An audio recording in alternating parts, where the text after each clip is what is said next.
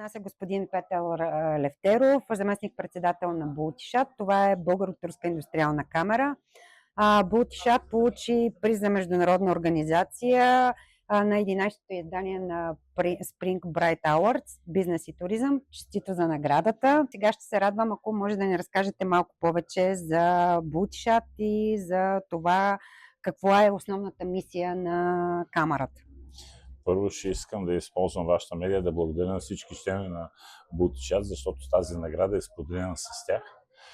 И тя не е награда за управителен съвет, тя е награда на всички членове, защото всички наистина работят и допринасят.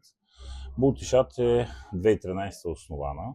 В момента имаме на 220 членове, като нашата цел, основната е да помагаме на бизнеса от Турция да се интегрира в България и обратно, както български бизнесмени искат да правят бизнес в Турция, да правят бизнес в Турция, да съдействаме с контакти.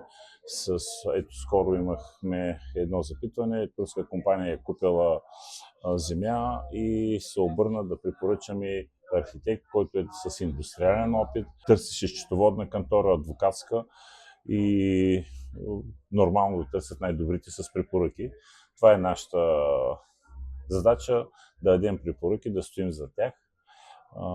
Ние не сме търговска, реално ние сме с идеална цел, не сме търговско дружество и в годината организираме няколко много сериозни бизнес форума в България, така и в Турция, където вече там се събират много хора, различни от 600 до над 1000 човека сме имали интереси, идват, запознават се, какво може да направят България, какво е законодателство в България, харесват поне до настоящия момент данъчната политика, която е тук.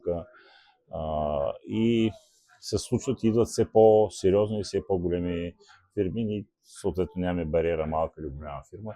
Всеки, който иска, вратата е отворена да заповяда.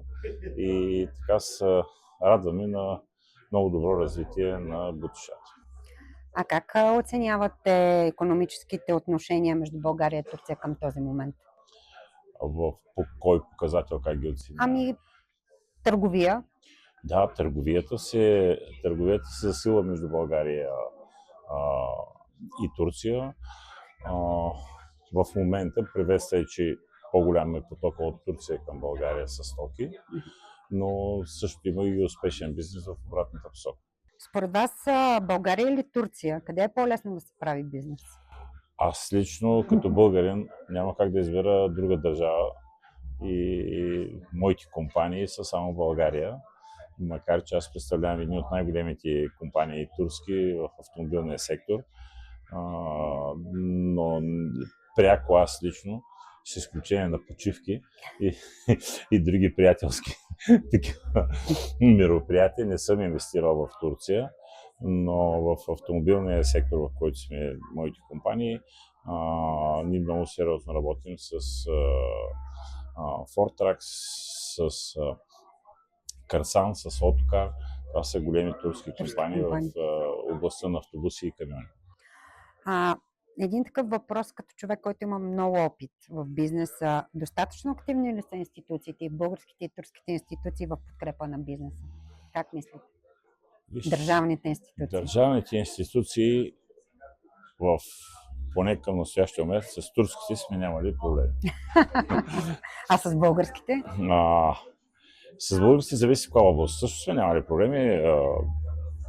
Ние всичко... Да, окей, има мита, има ДДС, когато се внася от Турция, но нашата политика специално конкретно, че всичко си плащаме авансово още на вход на митница и нямаме никакви затруднения. От гледна точка на институции, ние хората са свикнали да се оплакваме и винаги искаме още нещо и още нещо, но до сега не съм чул някой да каже, нашата държава всичко е перфектно. И законодателство, и бизнес среда, и така нататък, и здравеопазване. Но мисля, че всичко е в нормите. Както казах, винаги може още нещо. Вие сам в началото на нашия разговор споменахте, че Бултишат прави няколко сериозни ивента през годината, както в България, така и в Турция. Можете ли да ми кажете малко повече за предстоящия форум между 11 и 13 юни в Банско, който е бизнес форум и е под В Банско егидата на... също става много силен форума, да. Там очакваме да има много турски фирми. Даже така очакването са да има повече турски фирми, отколкото български. Отколкото български на събитията. Да. Това е много Много добре, интересно е. И се надяваме на добри контакти и добри бизнес взаимоотношения да възникнат на тези форуми. Ние правим много кръгли маси, много мероприятия, други. Примерно, ако някой от нашите членове открива някакво производство или фабрика или какво да е някакъв нов бизнес, каним всички и наистина много отзивчиво идват хората и проявяват интерес на тези извън бизнес форумите мероприятия, нали, и кръгли маси. Така че създаде се едно много хубаво общество, което, как да кажа, може би стопихме граници. Страхотно. А другата инициатива, която Бултишат прави, Art and Industry? Ами там активно се включва и посолство и съответно и ние помагаме и сме винаги сме активни в тези мероприятия. Ние бяхме правили доста мероприятия да подпомагаме, като да събираме средства да се изгради едно училище, като бяха години проблемите с земетресението. Успяхме да помогнем, направи се и няколко много хубави мероприятия, които бяха под мотото "Деца помагат на деца". Нали, с концерти от деца, които средства, които съберем, ги дарявахме пак. Вие сте един от най-големите вносители на автомобили в България и представител... Един от носителите. Да, и представител на Ford, Car.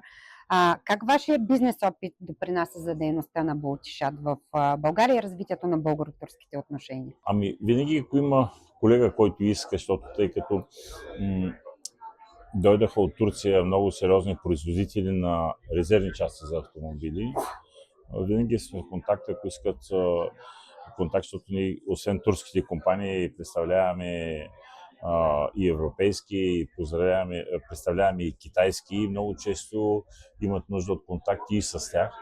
Така че ние работим и с другите камери, работим с българските бизнес лидери, имаме мероприятия във Варна. Миналата година правихме такъв открит форум, който подкрепиха българските бизнес лидери, където беше председател господин Ливан Хапорцунян.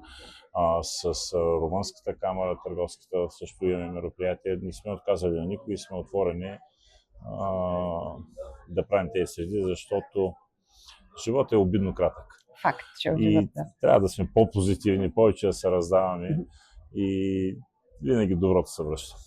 И сега накрая, преди да завършим това интервю, какво послание искате да дадете на както тук на наградите, така и на членовете на Бултишат, така и пък и на вашите бизнес партньори?